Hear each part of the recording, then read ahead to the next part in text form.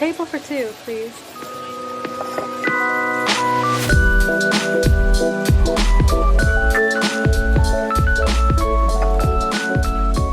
Hello! My name is Viveka. And I'm Amy. And welcome back to Table for Two. So, for this week's episode, we're going to be talking about House Bill 3979 and Senate Bill 3. And we're going to be connecting it to critical race theory, which has been a very hot topic for discussion lately. Mm-hmm. Essentially what House Bill 3979 and Senate Bill 3 are, it's an effort by several Texas Republicans to implement the indirect banning and suppression of the teaching of critical race theory in schools. And the original House Bill 3979, prior to the edits, was completely normal, I would say. Like, it included the teachings of a lot of different parts of history that is very inclusive and things. But then with Senate Bill 3, it crossed out a majority of the things that are required to be taught. We're going to start off with discussing a little bit about critical race theory, because I feel like so many people have such a skewed definition of what critical race theory really is and are just kind of overreacting to critical race theory in and of itself.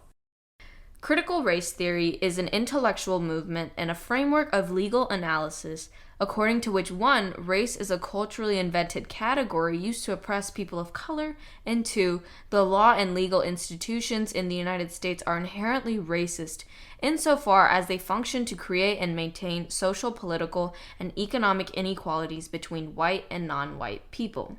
It was created in the late 70s and early 80s by legal scholars like Derek Bell, Kimberly Crenshaw, Richard Delgado, and etc. And it was made to explain the loss of momentum in the U.S. civil rights movement to the point of even reversal.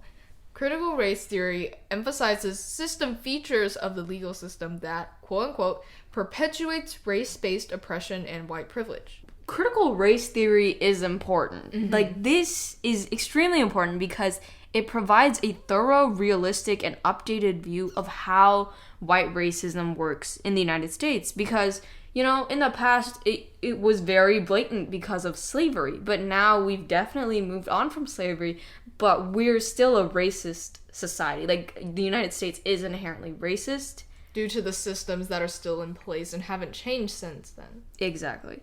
And I think that with critical race theory, it brings a new, like, updated definition of how racism works. It is just these deeply embedded systematic inequalities. Yeah.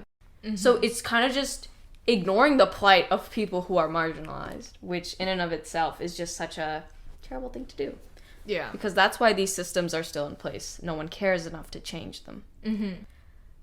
Racism in the United States is more than just a negative attitude towards racial groups, but the body of law and legal practices whose real-world effect is the oppression of people of color, especially African Americans.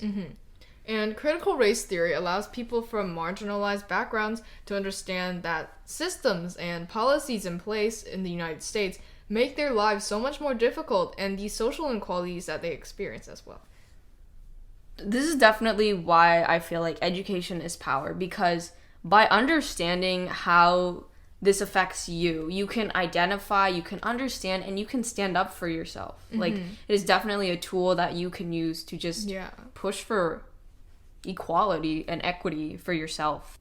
Young people of color and marginalized groups in general struggle to understand why it's so hard for them. Like, why are they marginalized? Because honestly, while we were growing up, we're like, yeah, no, we're completely normal. Like, we're just everyone else, you know, we're the same, we have the same opportunities, blah, blah, blah. But I think, you know, as we increasingly get older and get more educated and more exposure to these things, we're like, yo, we start to notice there's such a big gap and difference between, like, us and white people. Like, they're on top. The system itself is meant to benefit white people. Why are we still stuck here in a modern day society that claims to be equal, that claims to give equal opportunity?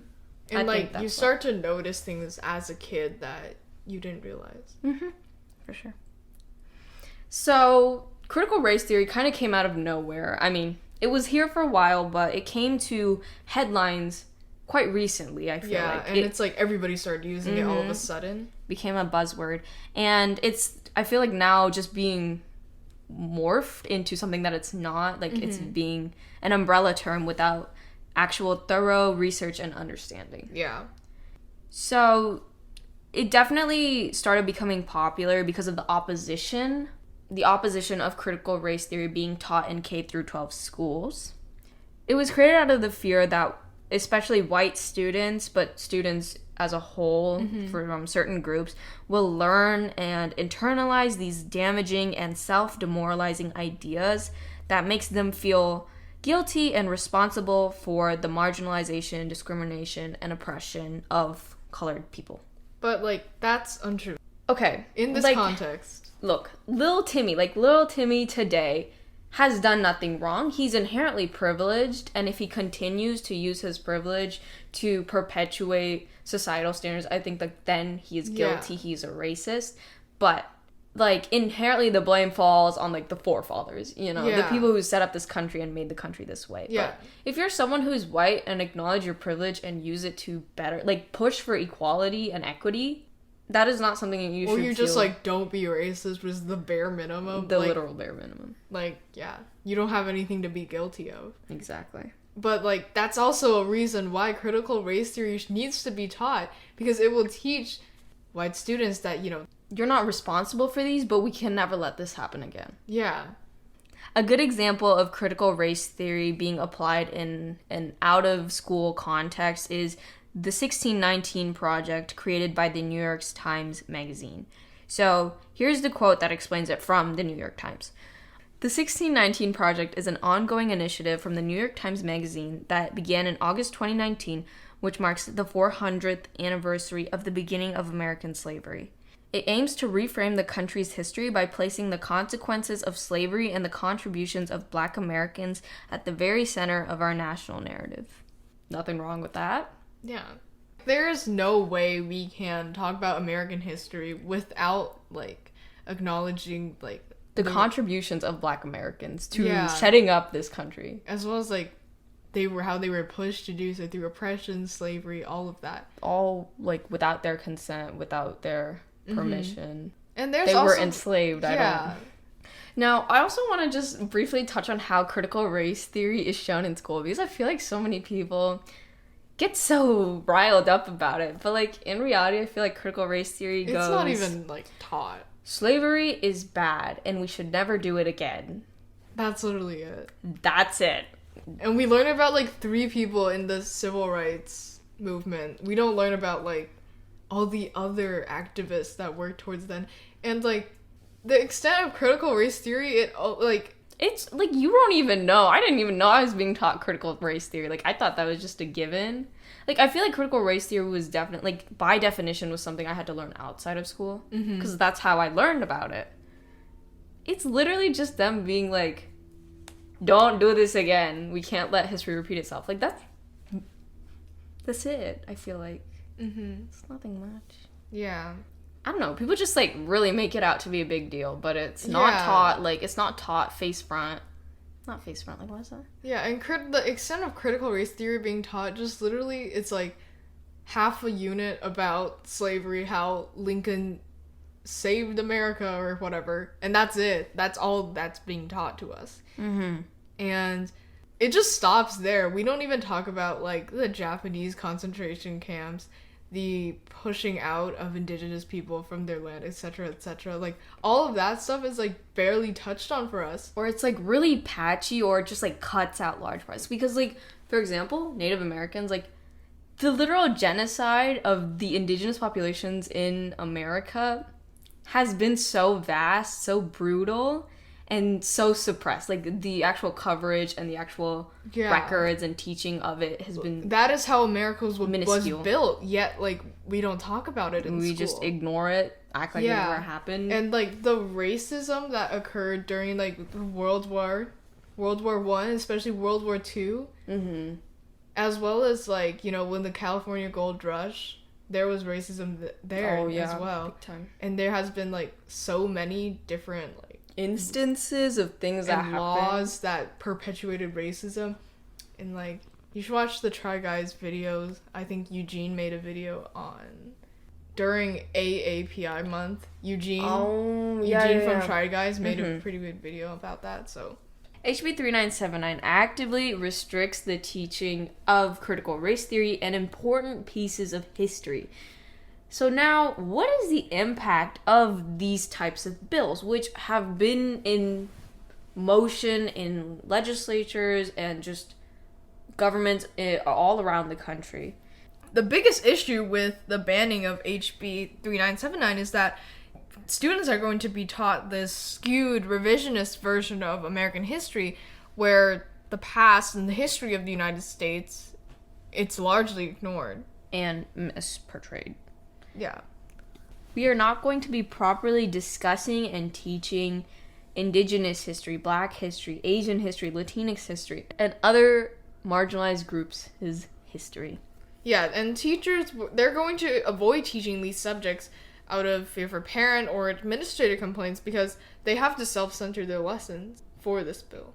Yeah, for example, if a teacher is talking about the Civil War, Black soldiers, like, Black people had such a big part in this war, clearly, and they will skip talking about the contributions of Black soldiers and the contribution and, like, of just Black women, Black kids, etc., Black people. And they're just gonna leave out important chunks of history. Like, that's not properly teaching what the Civil War is. People aren't going to think about the Civil War the same way that we do. Mm-hmm. We know what the Civil War is to some extent, but they will know a very different type of Civil War. It's going to be things like this. They're not going to be taught the same things, but the same things are like... Yeah, they have to be taught. Yeah, despite, like, cutting out this history, that doesn't mean that this history didn't happen. Yeah. You know? It's just their recollection of this part of history is just going to be patchy. Yeah, if you're so shameful of this oppressive history to, you know, POC marginalized groups, then why does it still continue today? The history of the United States, it's not complete without thoroughly teaching the racial oppression that occurred and continues throughout America's timeline. Racism is embedded in America, and if it is not properly shown and taught, we cannot move forward. Exactly. Thank you. And additionally, just like in regards to the students will be disadvantaged in the future as they lack critical thinking skills related to U.S. history and events that occurred in the past, and just knowledge relating to class, society, race, gender. They'll have a hard time like with intersectionality and seeing the similarities, and this will be really hard. Like, and students will take a hit in college and in history courses and AP tests. You know, because these are things that are taught everywhere else. So people are just going to be like, I never learned this. Like, I didn't know this was part of this. Well, it was. Yeah. You were just not taught it. You shouldn't be able to, like, erase history and mold it into something that it's not. It's what happened. So teach it the way it is. This is also not, like, this is not the first time that this happened. There was this group of white women, like, Southern white women, who actively, like, erased history. Like, the textbook we look at today is the effects of them. Like, that's why there's so many things missing. Mm-hmm. That's why certain people are misportrayed as, like, terrible people, even though they were doing the right thing. Cough, cough, a lot of people in the civil rights movement. Let's actually dive into the House bill itself and what it does after Senate Bill 3.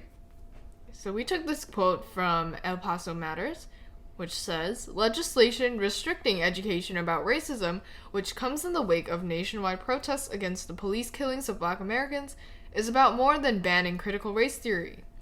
It's being used for a broad and somewhat vague and flexible assault on what legislators think is a threat to present-day political, social, racial, and gender relations. Honestly, I think it's the fear of people understanding, like, how they are at such a disadvantage. Mm-hmm. Like, we are just as a society, we are moving to see everything that is, like, put against us and, like, what we're up against. Mm-hmm. And when we're like, yo, that's not correct. I want what I, like, you know, I deserve to be equal. And that is through equitable, like, changes in the government, and people are just like, oh, no, I like the system we have right now. Yeah, where because everyone it else gets to benefits them. shut up. Yeah. Let's not forget how white our Texas legislation is. Yeah.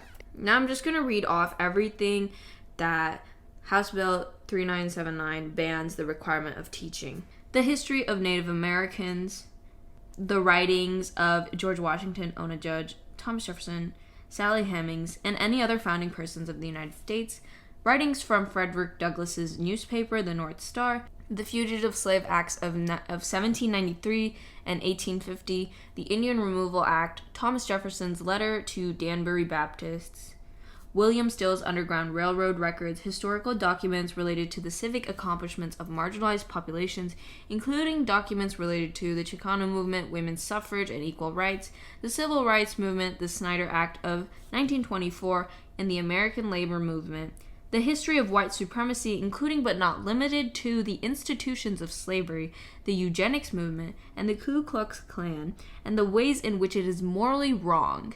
The history and importance of the civil rights movement, including the following documents: Martin Luther King's letter from a Birmingham jail and I Have a Dream speech, the Federal Civil Rights Act of 1964, the United States Supreme Court's decision in Brown versus Board of Education, the Emancipation Proclamation, the Universal Declaration of Human Rights, the 13th, 14th, and 15th Amendments to the United States Constitution, the United States Court of Appeals for the Ninth Circuit decision in Mendez versus Westminster, the life and work of Cesar Chavez, and the life and work of Dolores Huerta, the history and importance of the women's suffrage movement, including the following documents: the Federal Voting Rights Act of 1965, the 15th, 19th, and 26th Amendments to the United States Constitution, Abigail Adams's letter, Remember the Ladies, the works of Susan B. Anthony and the Declaration of Sentiments, the life and works of Dr. Hector P. Garcia,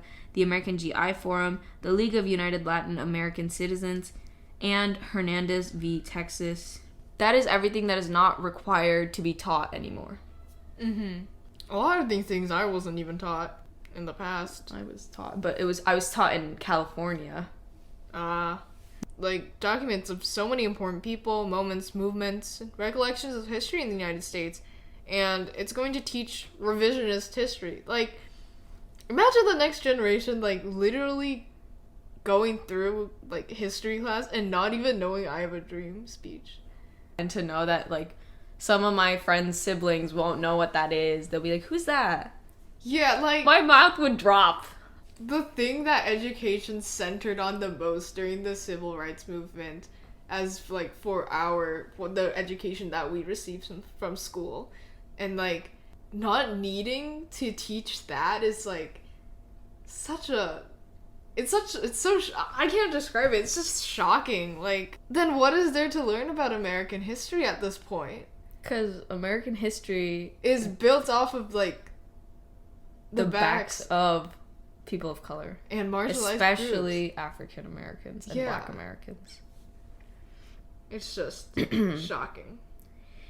And, like, I know it's, like, it's not required to be taught. It still can be taught. However, like we said before, parents and educators, like, parents won't want, like, they'll have complaints. Higher-ups will have complaints. And so, eventually, these things won't be taught at all. Out of fear of getting fired or, like, just, like, not being able to teach anymore. And it is actively erasing the history of marginalized people in this country. It ruined the proposed more diverse teaching of K-12 social studies in Texas for this clearly whitewashed version of history that removes the blame from white people and their actions. Governor Greg Abbott was the person who pushed for the Senate bill to revise the House bill. And Greg Abbott is running for re-election in 2022, and he's pandering to his far-right base by using House Bill 3979 and making critical race theory disappear as one of his top priorities in order to be re-elected. So, next, let's focus on the removal of the requirement of teaching the following, which is, quote, history of white supremacy, including but not limited to the institution of slavery, the eugenics movement, and the Ku Klux Klan, and the ways in which it is morally wrong. Now, not teaching this leaves out the history of white supremacy and racism in curriculum, and it paints America as this pure country, while to this day both white supremacy and racism exist, and many take it to the extreme. People of color and marginalized people struggles through oppression, and how they fought for human and civil rights in this country must be addressed because it is still part of our history and pretty much still being fought for a lot of different causes, and it must be addressed because it's still part of our history. And, like, not teaching it is just pretending like the oppression never happened, while it still does to various degrees. And, like, pretending that, like, America was never bad. Or, like, America, like, you know, we didn't do any of this. Like, America's, like, so good. We didn't exploit people. We didn't, like, literally commit genocide several times. You didn't enslave and bring an entire millions of people across the globe without their consent. Yeah, like, just being like, oh, America was just built like that. Like, you didn't imprison Japanese citizens for being Japanese. Like, you didn't become super Islamophobic after 9/11. We can keep going, but we're gonna choose to stop. But the thing that really irks me here is in removing the ways in which it is morally wrong. Are you saying white supremacy, the KKK, the eugenics movement, and slavery is not morally wrong? Like, that is, like, if someone said that to me, I would slap them up the face. Because, okay, white supremacy, the belief that white people are better than everyone else, which is credited to, like, bogus pseudoscience from, like, the 1800s or something. Mm-hmm. Okay? Slavery. The institution of slavery literally oppressed an entire race. Let's not... I think that is morally wrong. Do you think that's morally wrong? Yeah, I think that's morally wrong. Wow, I think anyone with a brain would think that's morally wrong. Yeah. But not our Texas legislators. The eugenics movement, where they literally would stop the reproduction of certain people, like the right of reproduction of other people because they didn't want their genes to be passed down. That's not morally wrong because, what? It infringes on the right of other people to live their life, literally. And then last one. White supremacist extreme groups, like the Ku Klux Klan, which is still active today. Do you know there's one, like, literally, like, 30 minutes away? Yeah. Like, a really big chapter?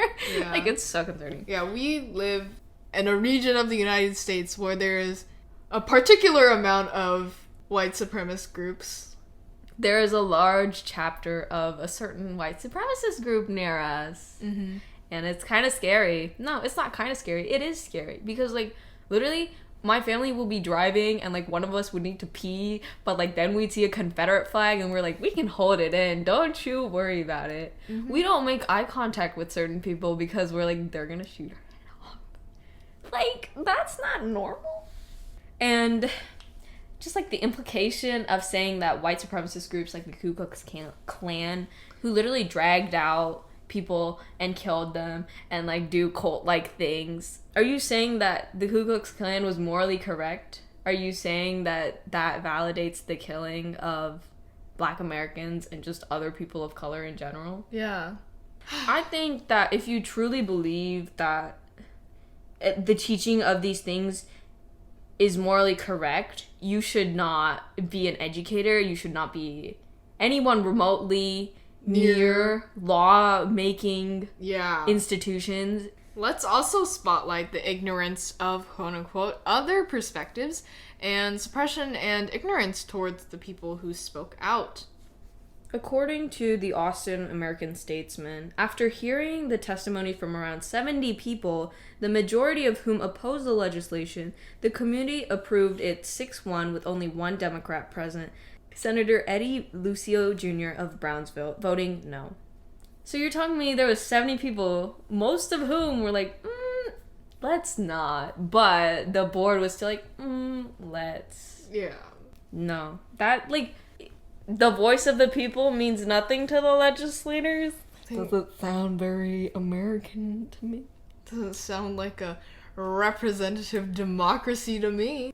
More than 200 educators and historians wrote an open letter to the Texas Senate during the regular sessions, urging members to vote down HB 3979 and its companion legislation, which was Senate Bill 3 in the Texas Senate. Oh. So, for being a country where the people have the power and everyone's voice and opinion counts, the legislators and government officials really don't care what the people actually have to say.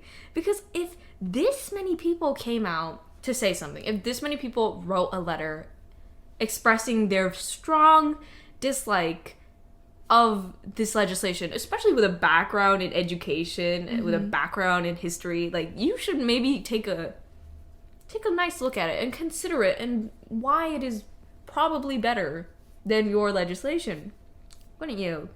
But, like, why did you not listen to anything? It's like these people are coming out and just their words are falling upon deaf ears. Yeah. If you're gonna be so blatantly disregarding the voice of the people, then I don't think you deserve to be a legislator. I don't think you're really fulfilling the will of the people. And you're not fulfilling the duty given to you by the people who elected you in the first place. So, final takeaways about House Bill 3979 and SB 3. One historian of education said, "It's because they, which are legislators and government officials, are nervous about broad social things, but they're talking in the language of school and school curriculum. That's the vocabulary, but the actual grammar is anxiety about shifting social power relations."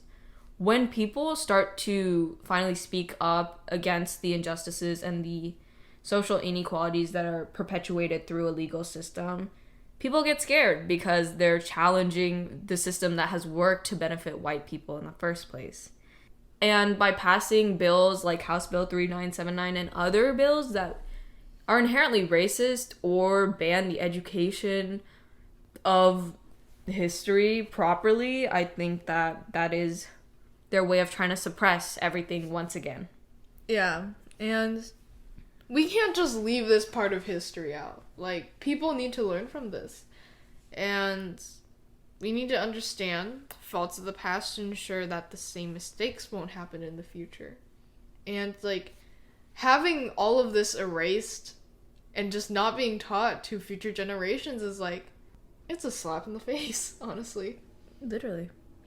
And by erasing the past of marginalized people and the accurate depictions of American history, we will never be able to move forward, and the new age of children in K-12 schools will be taught a fake, revisionist version of history, lacking the critical thinking skills and awareness the students need to have. This bill is absolute BS. It's absolute trash, and it's actively encouraging racism in and of itself by stopping the teaching of what racism actually is.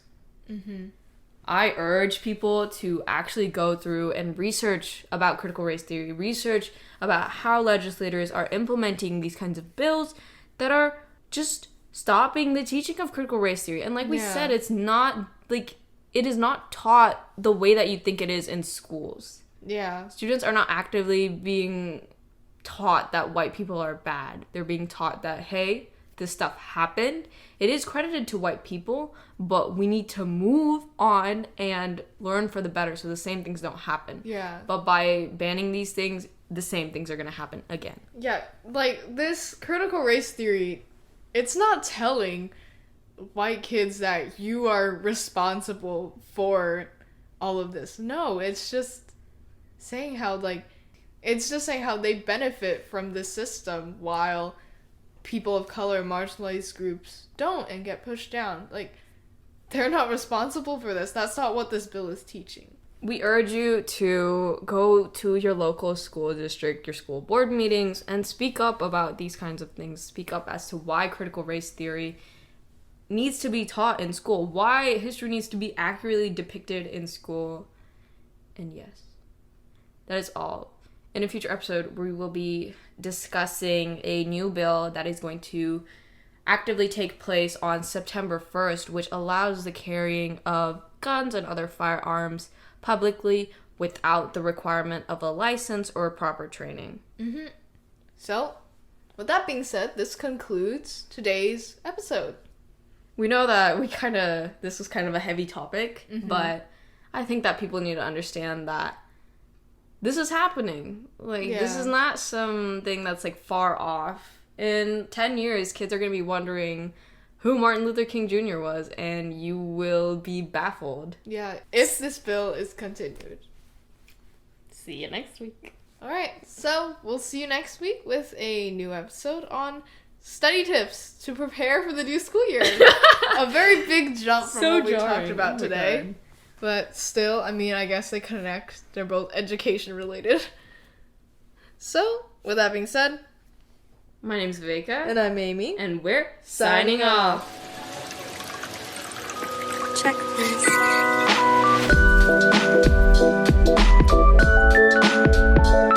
You can find our episode credits, contact/feedback forms, socials, and YouTube channel all at linktree.com/table-for-two-pod, which you can find in our episode and Spotify bio. See you next Wednesday with a brand new episode.